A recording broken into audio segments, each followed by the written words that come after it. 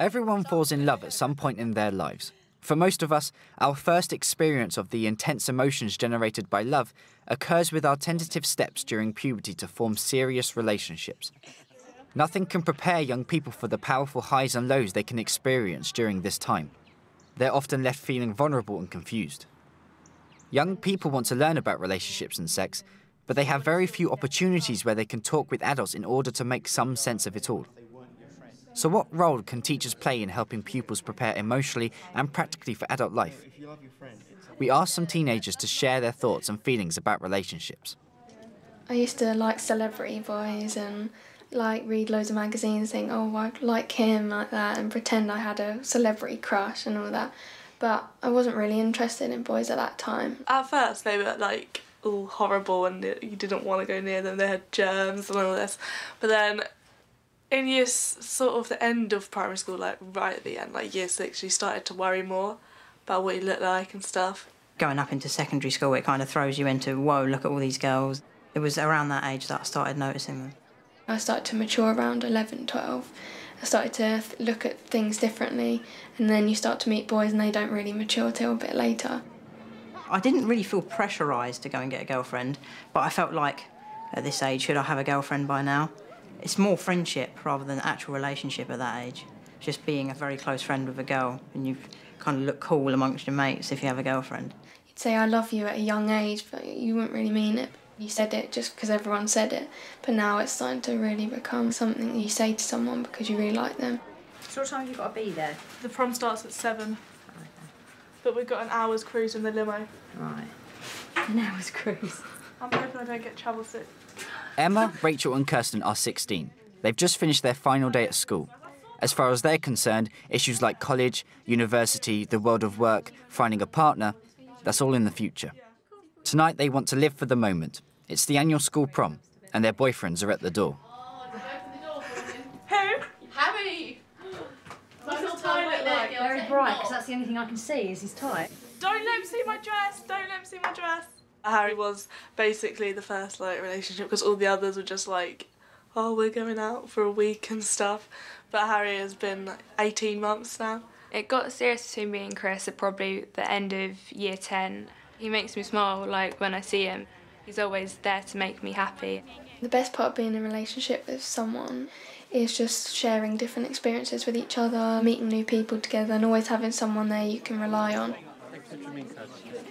Me and Tom have this thing where we just can tell each other everything, and it's always nice to have that one person you can trust with everything and tell them anything you want at any time. He laughs at himself all the time and that makes me laugh. He knows how to cheer me up, he knows what I like now, so if I'm upset he'll instantly know what to do. Although he can make me the happiest in the world, sometimes he's the one that makes me the saddest, so it's mixed. You can get upset, obviously, when there's arguments and angry and the things he does. I get quite annoyed at him a lot, but it always is overlooked by all the good things. Obviously we have our bad times, which could happen any time, but it's just learning new things together, and when we do have arguments, you learn something new about them each time you have that argument. I do worry about if the time comes and he meets someone or I meet someone. At the moment you think, oh, I can't imagine my life without him, or things like that. But it is a very young age at this time, and we could meet new people in college, but I think while the time lasts you should just enjoy. The school prom has become a rite of passage for many British teenagers. They feel it gives them the chance to experience the glamour and excitement of being a celebrity, if only for a single evening. Emma and her friends are hoping it will prove to be a night to remember. At first you were a bit excited, but as it came closer you got more and more excited. When you're at school you look completely different. You want to just shine out in front of everyone else and just look amazing, really. We were all so buzzing, that the vibe was so good, and we were all just getting in the limo and sitting there with the music loud and taking pictures in there, and it was a really new experience. I guess the prom was important because it was a closing thing for our year group. It was the last time we were all going to see each other again, really, most of us. So it was just a nice way to say goodbye. You've gone through like a lot in the last 5 years, and all the teachers as well, because you're definitely like never really going to see them again, and you do get quite like fond of them, and it was upsetting, but also you're having a good time and like feeling good about yourself and everything. You can't describe a feeling like that because you're just realising that this is the end of your last secondary school and you're moving on to even a bigger education which could determine your life, and it's sad as well as happy because you're realising you're leaving people that you've become really close to, and you might in future not be as close because you're going to different colleges, but it's also happy knowing that everyone's just together and happy. Okay, we'll do it again. That bad. Ready? 1, 2, 3, go. Perfect. The kinds of relationships, both good and bad, that young people experience at this impressionable stage of their life can dictate the kinds of partnerships they form in the future. But many parents in the UK find it difficult to talk to their children about relationships and sex. As a result, school-based lessons are often the main source of information about sexual matters. OK, if you could just look this way again, please. We're going to just focus on the question of relationships. Now, forget sex education for the time being. Let's look purely at friendship. And I would like you to talk amongst yourselves and list the qualities of what makes a good friend. Schools still tend to concentrate on the biological aspects when actually what they need to be concentrating on are the relationship aspects, and I think we should always start from relationships. We had trustworthy, caring and a good listener. Trustworthy. OK. Girls at the back. We had trustworthy and they support you and they're there when you need them. Supportive, trustworthy, and they're there for you. That's a pretty good list, and there's a lot of agreement there. A good programme would cover the basic groundwork in Year 7, but then build. But it would also look at friendships and relationships. Good friendships, friendships that you think are OK but are actually hurtful. Those are the sort of things young people need to talk about and want to. Which of those qualities would you see as being important in a boyfriend-girlfriend situation? And would there be any different qualities that you would bring in? Well, when it comes to guidance about sex and relationships, I would say that one good parent is worth 100 good teachers, but clearly, beside that, if you're talking about home-school partnership, then it's the duty of the school to balance that with a good quality sex education programme to provide perhaps aspects that parents wouldn't. So the sense of humour has come up again in this list, and a good personality. Anything else? Supportive, which we put down before as a good friend. OK, so that's the same as well. In conclusion, what we've got is a great deal of overlap in the two lists. What it takes to be a good friend is very similar in many ways to being a good boyfriend-girlfriend.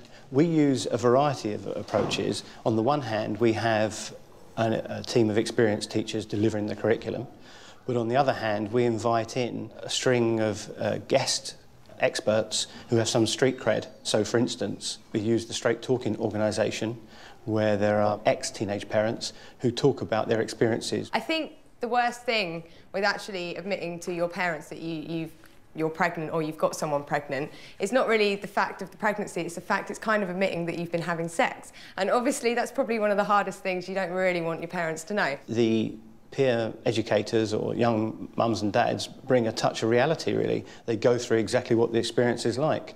It's not all negative, but it's a very accurate, realistic picture of what being a young parent is. Girls, first of all, I don't know whether you have a partner at the moment or not, but how many of you think that if you had a boyfriend and you found out you were expecting a baby together, do you think that your partner would stay with you? I don't know if my boyfriend would stick by me, but some boys do and some boys don't. Boys, please be honest, how many of you think if you were to get your girlfriend pregnant tomorrow, realistically, do you think you would stay with her? OK, wow, all but one. OK, why haven't you raised your hand then? Why do you not think? I don't know, because it would probably be really hard having to deal with a baby at this age, and I really want to not screw up my education if I could not really get involved with a baby at this age. Obviously, being a parent at any age is hard, but if a teacher's standing there telling the class that, oh, don't have a child at 16 or 17, it's terrible and it'll be horrible and all this, you think, oh, what are they talking about? They don't know. So the beauty of it is that it's delivered by us. We've been there, and they really, really listen to us and sort of take it on board more than they would do if it came from a teacher. I was 17, you know, you think, wow, I'm in love and, you know, we're going to be together forever and everything like that. And to be honest, I think everyone has a relationship like that when they're younger. And then you realise when you get older that actually that wasn't what you thought it was. I think the actual quality of sex education is fairly good, but it teaches you about sex and it may teach you how not to get pregnant. The main thing at Straight Talking that we say is we fill the gap. We teach children why they shouldn't become pregnant at a young age. We show them why. I just think there's a complete lack of knowledge amongst young people. I know from my personal situation when I was younger and I was asked by my ex-partner to have a baby and I didn't think, oh, it'll be really hard or it'll be really difficult. I think if I'd had that information when I was at school, I would have then looked back on that and been able to make an informed decision rather than one that, you know, I didn't really know too much about. You know, we're not going to stop every young girl having a baby, but the majority of them, it does make them think twice. I think what I would do with myself, what I'd like to do is I'd like to get my education sorted out, my job, have like fun first, enjoy like the first couple of adult years, and then when I'm ready to have a child. And if I was in the situation, I would do my best to sort it out because it's like a child, bringing a child into the world, so you have to be mature about it and you have to make adult decisions even though you're not old enough to. We hope to kind of instill in them like that ability to say no to things and to just focus on what they want to do, and that when you're a young person you're not going to be that age forever. It's not all about now, which I think so often is the case. You don't have a long view when you're a teenager. You're in your little bubble of teenage life and that's all you think about. So to try and get them to think about the future and how it will affect their futures. OK, I wanted us to do Romeo and Juliet and I wanted us to do this scene. A large part of growing up is learning how to deal with the highs and lows of love. Luca, Nikki and Rob are studying drama at sixth form college. They're very used to dealing with a wide range of emotions on stage. But as Rob found out, when love hits, your world can be turned upside down. The big serious one was actually last year.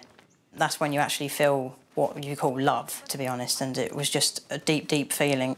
Oh, blessed, blessed night, I am afeard. Being in night, all this is but a dream, too flattering sweet to be substantial. I don't know how to describe it, but it just came about out of the blue, really. Good night indeed. I didn't expect it to be powerful at first. I expected it just to be a bit of fun, to be honest. I hadn't really had a serious relationship before that, so I didn't really know what to expect. So, for me, it was started off as just being together, but it grew and grew and grew from there. 1,000 times good night. 1,000 times the worse to want thy light. Love goes towards love like schoolboys from their books, but love from love towards school with heavy looks. I've been in a relationship for 3 years.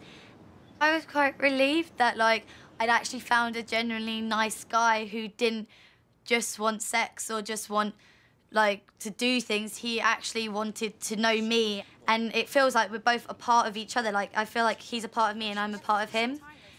I always said, I don't know what love is, but I'm sure this is pretty, like, close enough to it at my age. And the way I feel with my boyfriend now, I've never felt with any other guy. Love at a younger age is pretty much, if you've got a girlfriend, you think you're in love with them, and you're not. But when real love comes about, it kind of hits you in the face. It's kind of just all little moments, like just eye contact, when you're making eye contact with her. There's a little look in each of your eyes that you give, and you can just tell that that's true love.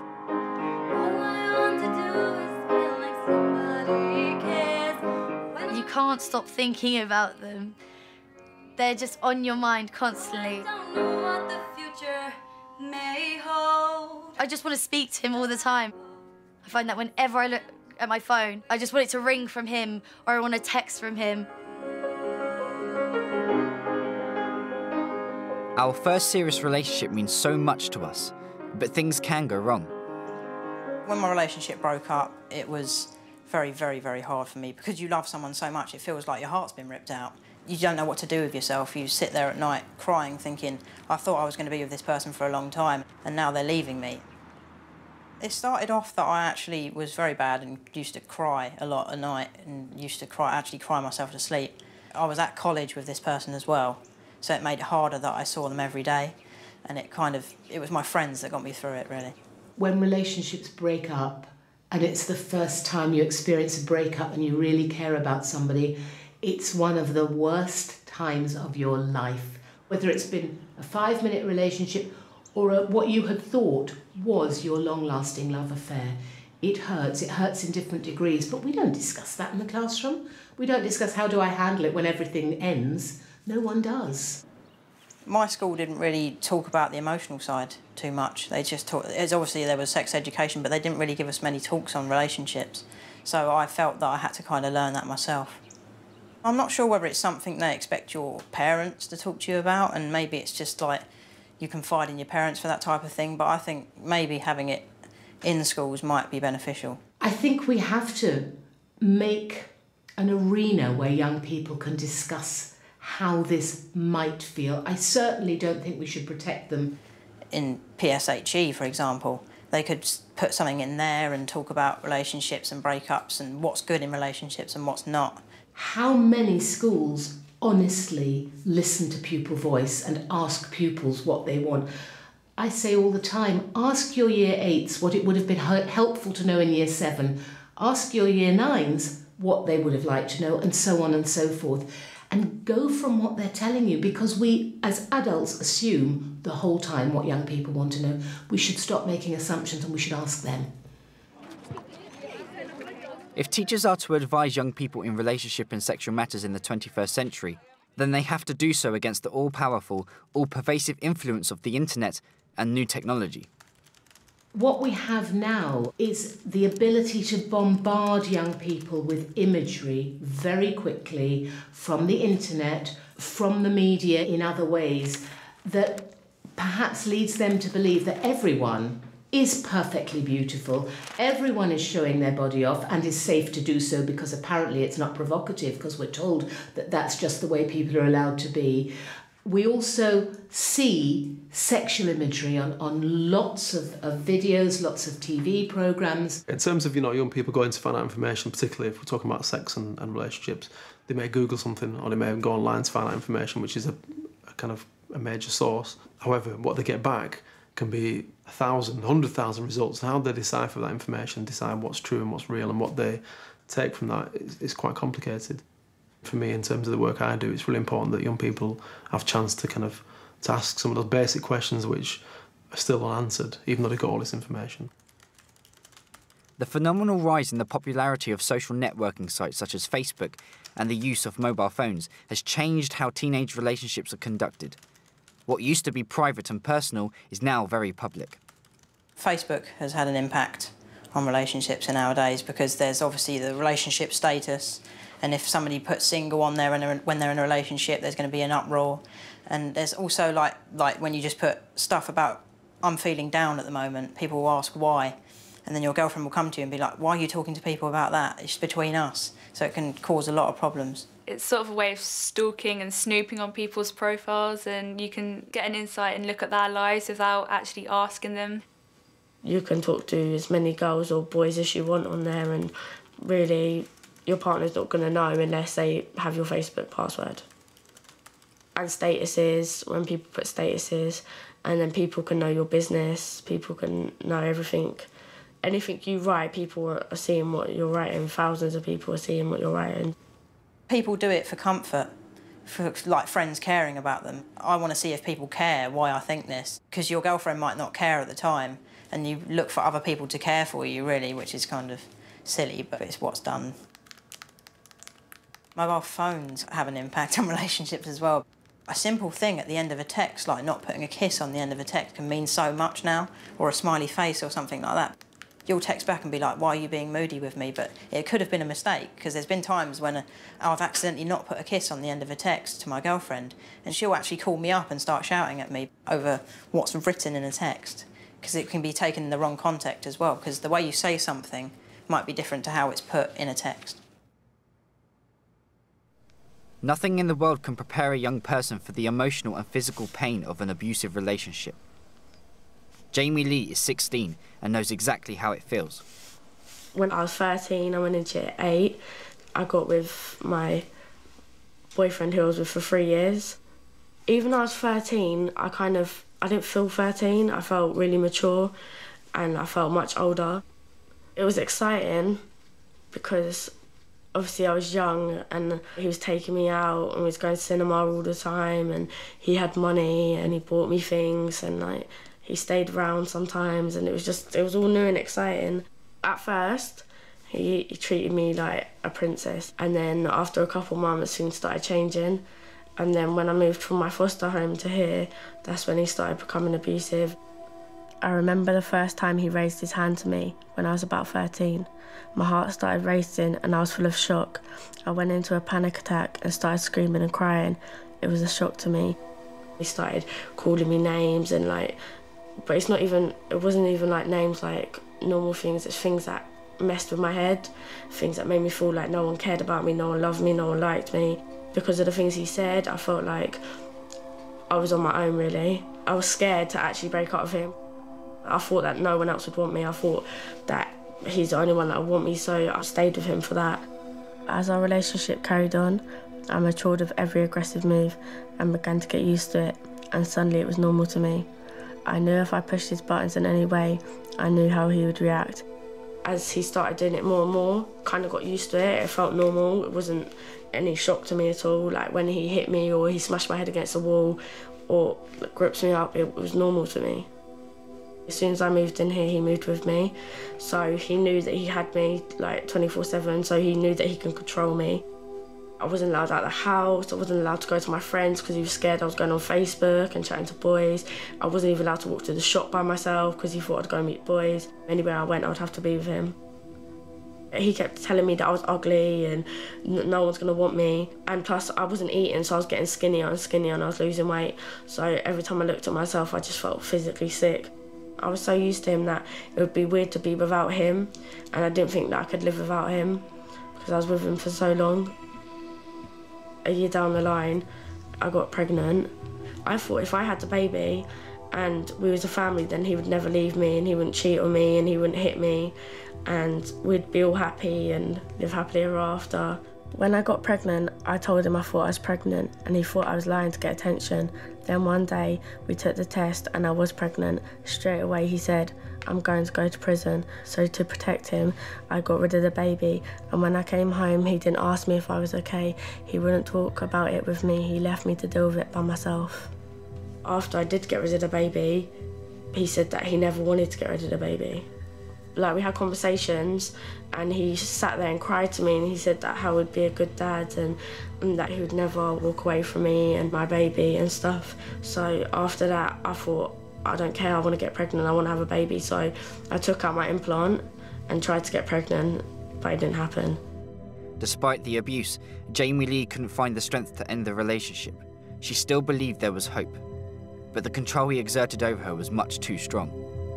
In summer, he broke up with me and he accused me of cheating and he got with another girl and then he moved in with her. I remember when I found out about the girl, I just smashed a picture and I just started cutting up all my arms and he started crying and he was like, stop it. But then he walked out the house and he went and met her. That kind of made me feel like, whoa, like he really doesn't care about me anymore. I was on my knees begging him and I was crying and I was cutting myself and I was trying to kill myself and I wouldn't sleep alone because I was scared. I had to have someone sleep with me every night because I was actually scared I was going to kill myself. And I tried to kill myself about, I don't even know how many times, a lot of times. Jamie Lee had reached crisis point. She needed help urgently. Stephen Atsley is a school-based youth worker who's known her since she was in Year 7. He's very much on the front line, working on local housing estates, providing much-needed support for vulnerable young people. He offered Jamie Lee help and advice at an important moment in her life. Jamie Lee was going through a time in school where things were going wrong, and basically she was then referred to me. Tell me about the work thing and what we sorted out so far.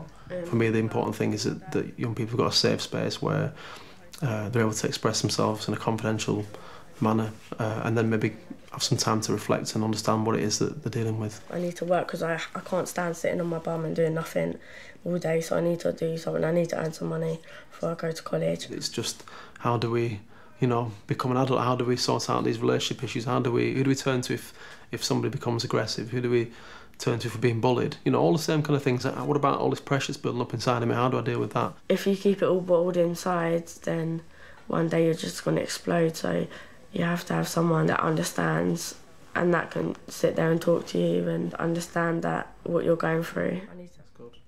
And what about tomorrow night with the raving thing? You're going to go out tomorrow night, yeah? Yeah, I'm going to go out clubbing tomorrow night. He's not judgmental and he doesn't just sit there and say nothing. He actually does help me and talk to me about how I'm feeling, and he does go through things with me, but apart from that, I don't really talk to anyone.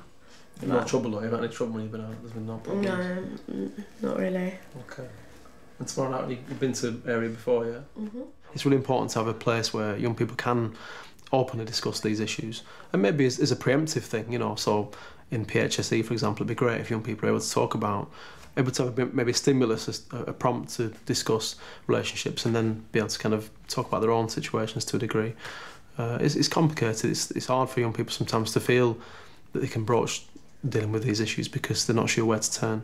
Really, it's to sometimes kind of increase their language about that whole issue. So, you know, many young people know when they feel bad, they know when they're feeling happy, but they don't always have a kind of an extensive language to describe and express that. And for me, one of the things that I like to do, and it's kind of termed currently as I suppose the buzzword is emotional literacy, but for me it is really important that young people do develop that language so they can more clearly articulate what it is they're feeling and start to then make sense out of the fact that actually whatever it is they're feeling is okay. And it's giving them a forum, a space to be able to talk about that, to be able to kind of ask questions, to be able to reflect on how they feel and why, and make some sense out of that, and then I suppose move on to acting out what it is they decide that they need to do about those situations they're dealing with. You should never be blinded by love, and no matter how much you're in love or you like someone, you should never let that person disrespect you or treat you in a way that you don't feel you should be treated. When I was with him, I only saw one vision of my life, and I only saw me and him and being pregnant at a young age and not going to college and on benefit and in a council flat. But now, since we broke up, I see things completely different, in a different light. It's not all about boys and it's not all about love and how this boy treats you. You have to be yourself and do your thing and go to school and get your education and do what you're doing before you can be with someone, otherwise it's not going to work. It's a cliche that life is short, but it is, and I think, you know, the focus on ever grander things and bigger things actually sometimes masks the need for sometimes the simple elements of life, which is good, positive relationships, freedom, access, information, knowledge, not just bits of paper that say you've done well in maths or science or English, but actually knowledge and a way to validate themselves as individuals. All I hope is that I have a loving husband or boyfriend, maybe a few kids. I wish you could see. I don't want like the riches and everything. I just want to have a normal life, find love, just live happily and be doing something that I enjoy. All I want to do is feel like somebody